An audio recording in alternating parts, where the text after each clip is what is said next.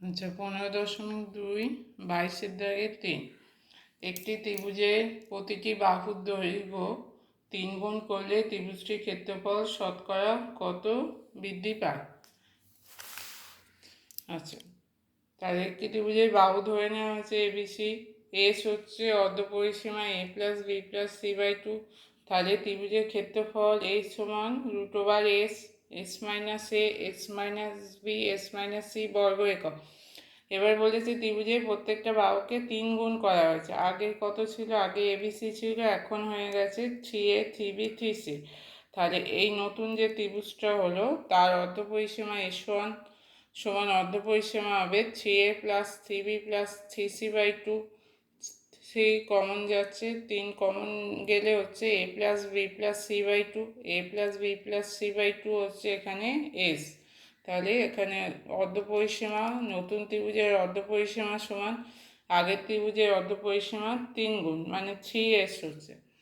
এবার নতুন ত্রিভুজের ক্ষেত্রফল এই 3a 3b 3c এই বাহু বিশিষ্ট ত্রিভুজের ক্ষেত্রফল কী হবে?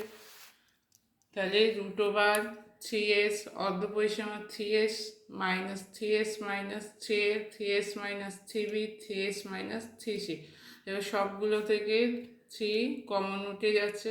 তাহলে প্রথমে 3, এইখান থেকে 3 কমন যাচ্ছে, তারপরেরটা থেকে 3 কমন যাচ্ছে, তারপরেরটা থেকে 3 কমন যাচ্ছে। আর কমন নেওয়ার পর কি থাকছে? S, S minus A, S minus B, S minus C. এবার রুটের ভেতর 4টে 3 আছে, তাহলে কটা 3 বাইরে বেরোবে? 2টো 3, 3 গুণিতক 3, ভেতরে root S into S minus A, S minus B, S minus C. 3 গুণিতক 3 হচ্ছে 9a। তাহলে ত্রিভুজের ক্ষেত্রফল শতকরা বৃদ্ধি পাবে। আগে ক্ষেত্রফল ছিল এ, এখন হয়েছে 9a। তাহলে বৃদ্ধি হয়েছে 9a মাইনাস এ বাই এ গুণিতক 100 সমান 8a বাই এ গুণিতক 100 সমান 8 গুণিতক 100 800% বা 800%।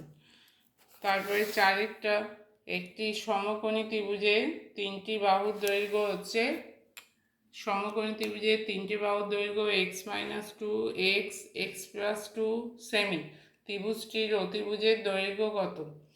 আচ্ছা, এখানে 3টে বাহু দেখলে বোঝা যাবে যে অতিভুজ সবচেয়ে বড়টা হয়। তাহলে এক্স মাইনাস 2 আর এক্স এগুলো অতিভুজ হবে না, কারণ এক্স প্লাস 2টা হচ্ছে এখানকার 3টের মধ্যে সবচেয়ে বড়। তাহলে ওখানে অতিভুজ হয়ে যাবে এক্স প্লাস 2। এইটা একটা লম্ব একটা ভূমি হিসেবে ধরা যেতে পারে। তাহলে আমরা লম্ব ধরলাম এক্স, ভূমি এক্স মাইনাস 2, অতিভুজ এক্স প্লাস 2। তাহলে অতিভুজের স্কোয়ার সমান হচ্ছে ভূমি square x minus 2 square plus লম্ব স্কোয়ার এক্স স্কোয়ার। এটা ভাঙলে হবে x square plus 2 into x into 2 plus 2 square সমান x square minus 2 into x into 2 plus 2 square plus x square. দুদিকে এক্স স্কোয়ার কেটে যাবে, 2 স্কোয়ারটা কেটে গেল। তাহলে 2 into x into 2 4x minus 2 into x into 2 4x minus এপাশে গেলে হবে প্লাস 4x। তাহলে এক্স স্কোয়ার সমান হচ্ছে 8x। এবার 8x এপাশে নিয়ে গেলে হচ্ছে এক্স স্কোয়ার মাইনাস 8x সমান 0। এক্স কমন যাবে, এক্স মাইনাস 8 সমান 0। এবার যেহেতু বাহুর দৈর্ঘ্য কখনো 0 হয় না, তাহলে এক্সের মানটা এখানে 0 হবে না। তাহলে অতএব এক্স সমান হয়ে যাবে 8। এবার কি চেয়েছে? অতিভুজ চেয়েছে। অতিভুজের দৈর্ঘ্য সমান, অতিভুজ সমান হচ্ছে এক্স প্লাস 2 সমান 8 প্লাস 2 সমান 10 সেমি। তাহলে অতিভুজ এখানে হচ্ছে 10 সেমি। পাঁচেরটা, একটি সমবাহু ত্রিভুজের উচ্চতার উপর একটি বর্গক্ষেত্র আঁকা হলে ত্রিভুজ ও বর্গক্ষেত্রের ক্ষেত্রফলের অনুপাত কত? তাহলে প্রথমে কি বার করতে হবে? সমবাহু ত্রিভুজের উচ্চতা। তাহলে সমবাহু ত্রিভুজ একটা আঁকা হয়েছে, বাহুর দৈর্ঘ্য এ হলে উচ্চতা, এইটা দৈর্ঘ্য হবে উচ্চতা √3/2a। তাহলে সমবাহু ত্রিভুজের ক্ষেত্রফলের ফর্মুলা √3/4 ইন্টু এ স্কোয়ার। এবার এই উচ্চতার উপর যদি বর্গক্ষেত্র আঁকা হয়, এই উচ্চতার উপর যদি বর্গক্ষেত্র আঁকা হয় তাহলে কি হবে, বর্গক্ষেত্রের একটা বাহু হয়ে যাবে √3/2a।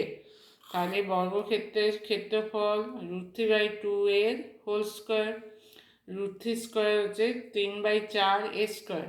তাহলে ত্রিভুজের ক্ষেত্রফল ইস্টু বর্গক্ষেত্রের ক্ষেত্রফল। ত্রিভুজের ক্ষেত্রফল হচ্ছে √3/4 a²। √3/4 a² ইস্টু বর্গক্ষেত্রের ক্ষেত্রফল 3/4 a²। তাহলে a² কাটছে, 4 কাটছে, 4 কেটে যাচ্ছে, তাহলে √3 আর 3 কেটে গেলে হবে এখানে 1, এখানে √3, তাহলে অনুপাত হবে 1:√3।